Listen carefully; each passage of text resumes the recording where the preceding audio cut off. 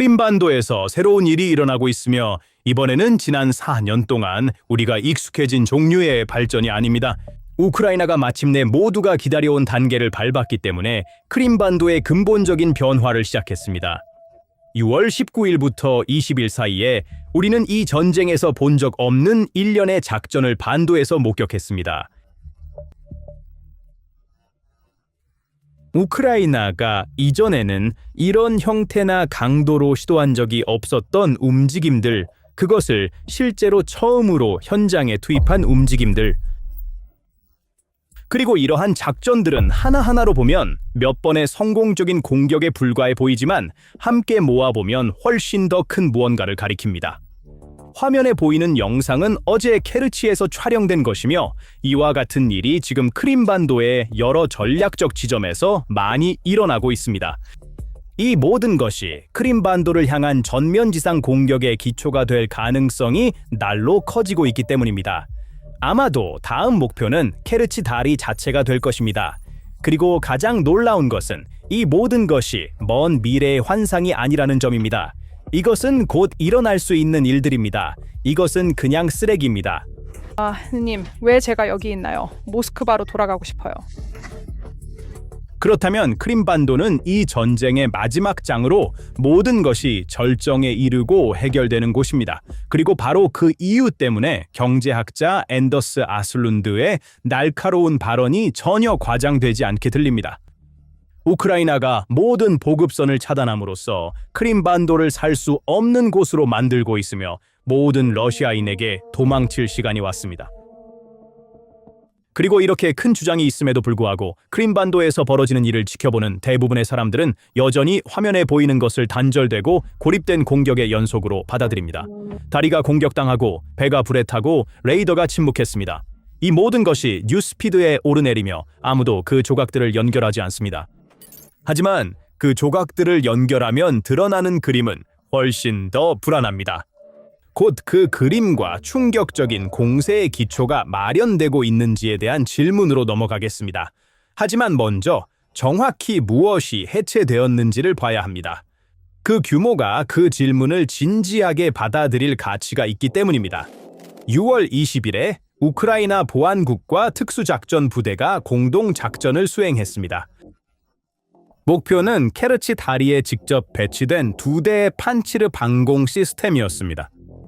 동시에 4개의 별도 S-400 레이더 기지가 파괴되었습니다. 한 번의 작전에서 6개의 방공 자산이 제거된 것입니다. 잠시 멈추고 생각해 봅시다. 숫자 자체도 놀랍지만 숫자가 중요한 것은 아닙니다. 중요한 것은 그 6개의 시스템이 무엇을 막고 있었는가입니다.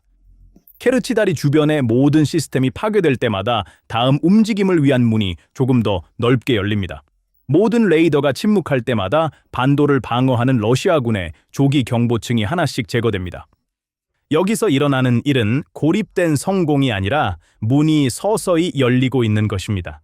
그리고 러시아가 크림반도에 대한 지배의 상징으로 세운 그 다리는 처음으로 방어가 없는 상태로 남겨졌습니다. 여기에는 작지만 중요한 기술적 세부 사항이 있습니다. 그 작전의 전체적인 기발함은 선택한 목표에 있습니다.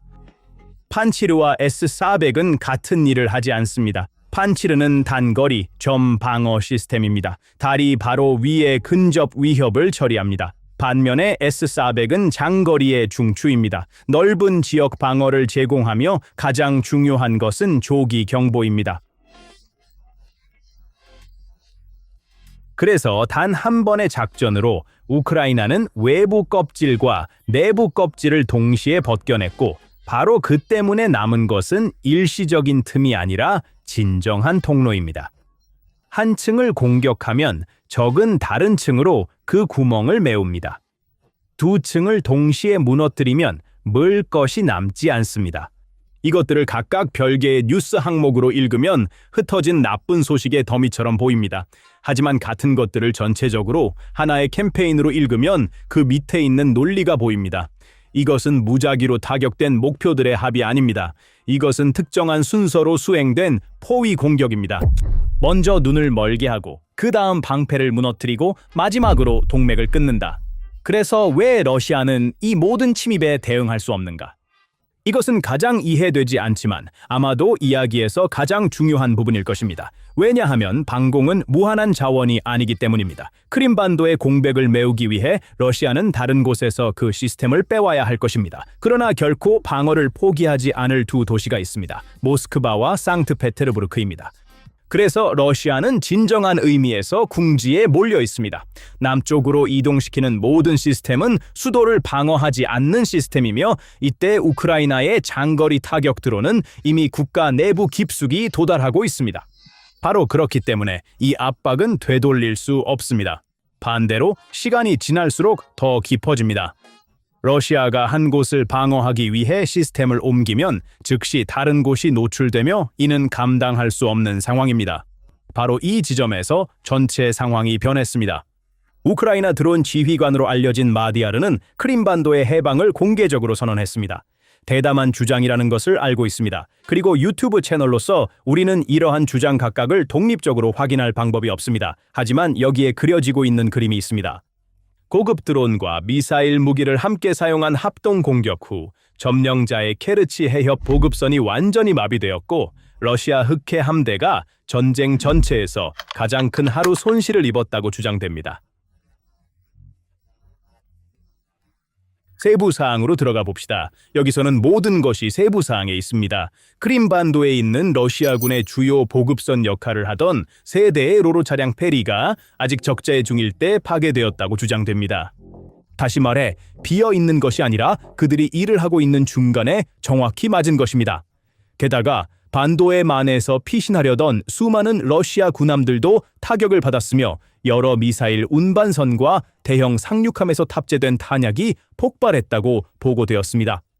그리고 전함의 탄약이 내부에서 폭발하면 그 배는 몇 달 동안 어쩌면 영원히 작전 불능 상태가 됩니다. 그렇다면 왜 몇 척의 페리 손실이 이렇게 치명적일까요?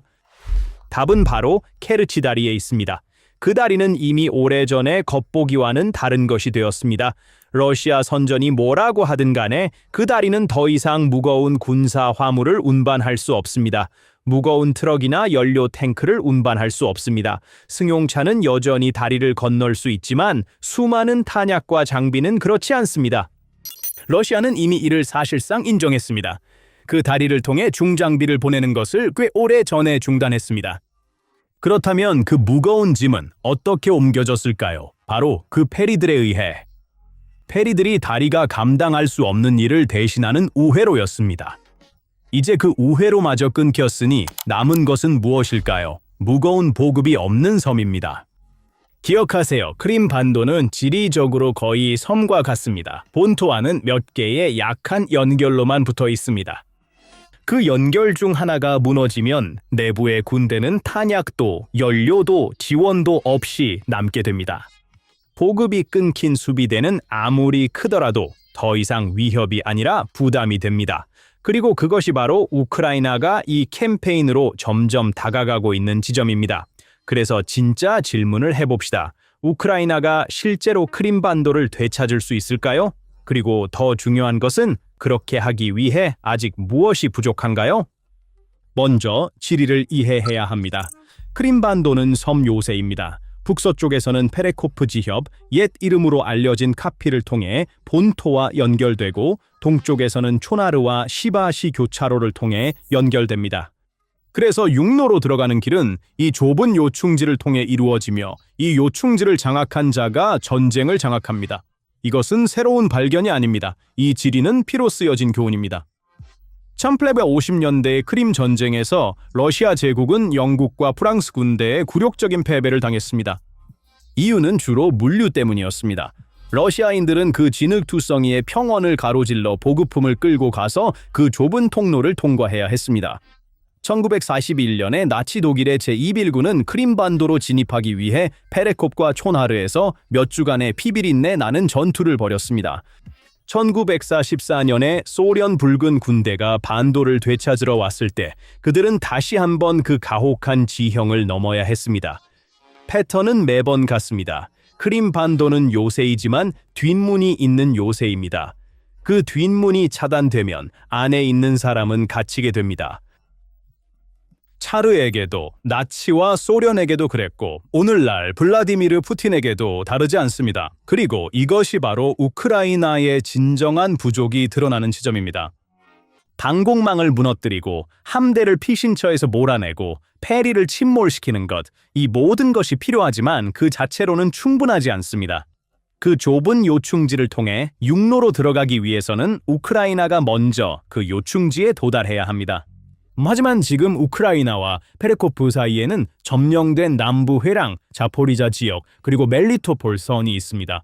그래서 크림반도를 직접 점령할 수 없습니다. 먼저 남쪽의 육로를 끊어야 합니다. 크림반도로 가는 길은 이상하게도 크림반도를 통하지 않고 본토를 통해 갑니다. 두 번째 옵션은 바다입니다. 하지만 여기서도 역사적으로 우크라이나에게 경고의 속삭임이 있습니다. 우크라이나는 이전에 킨번스핏의 상륙을 시도했습니다. 그것은 전략적인 지점이었고 결과는 대실패였다. 그리고 이것은 우크라이나의 오래된 약점이다. 우크라이나는 대규모의 지속 가능한 상륙 능력을 진정으로 보유한 적이 없다. 해안이 지금은 방어가 없을지 모르지만 방어가 없는 해안에 상륙하는 것과 그 상륙을 지원하고 유지하는 것은 완전히 다른 문제이다. 여단을 건너게 할 수는 있지만 몇 주 동안 보급할 수 없다면 그 여단은 손에서 사라져 버립니다.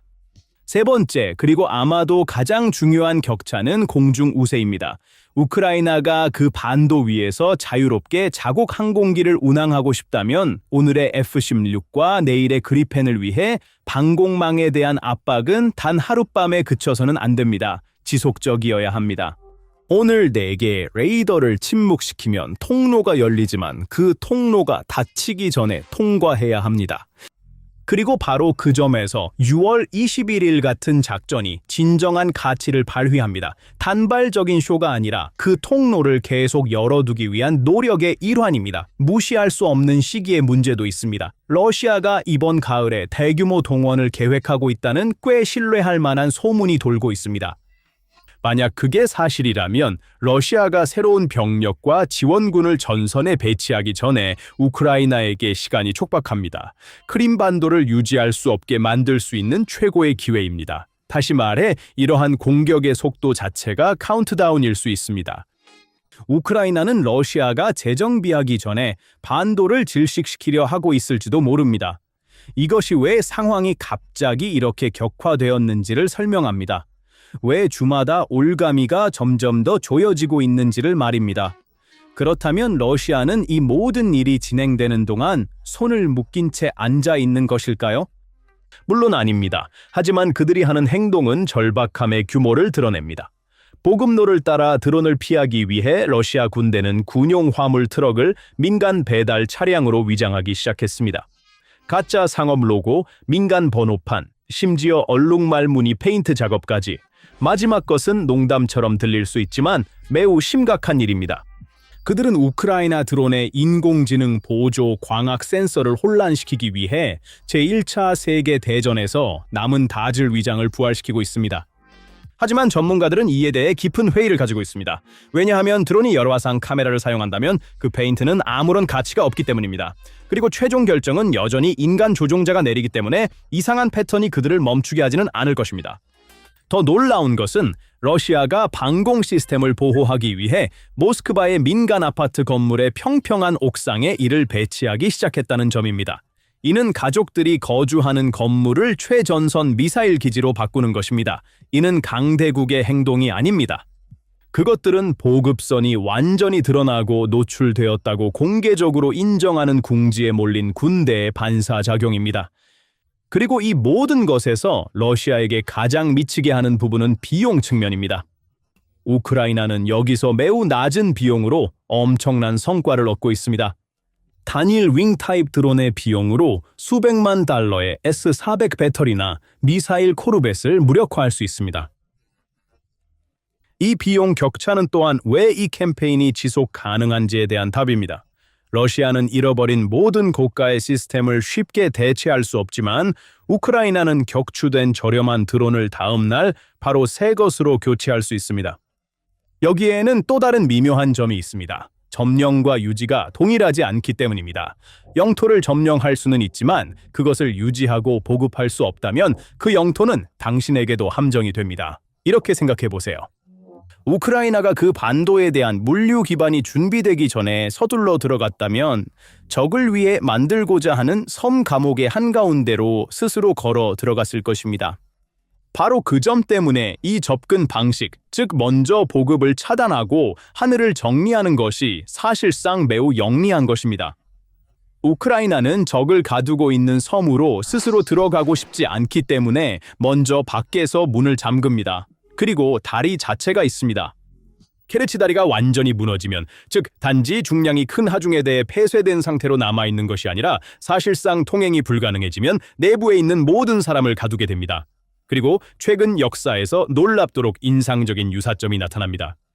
시리아, 아사드 역시 러시아의 군사 지원에 의존하며 외부에서 강해 보였던 지도자였습니다. 러시아가 우크라이나에서 약해지고 그 지원을 지속할 수 없게 되자 반란이 다시 일어났고 아사드는 놀라운 속도로 무너졌습니다. 물류에 기반한 권력은 물류가 끊기면 무너집니다. 크림반도도 같은 시나리오의 또 다른 버전이 될 수 있습니다. 그렇다면 가장 현실적인 그림은 무엇일까요? 솔직히 말해서 영화에 나올 만한 노르망디 상륙작전은 아닙니다.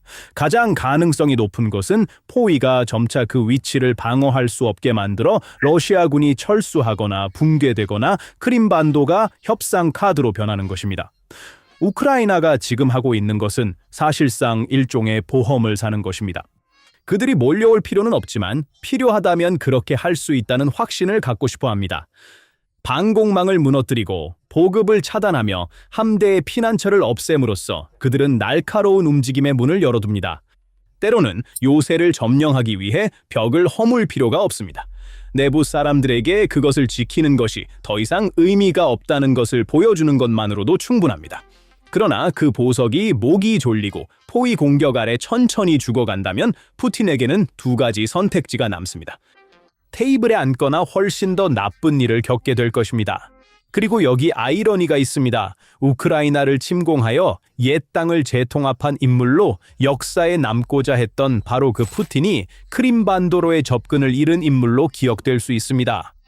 그리고 만약 그것이 실제로 일어난다면 놀라운 일이 될 것입니다. 그리고 우리는 이제 막 시작했음을 기억합시다. 이 캠페인은 멈추지 않습니다.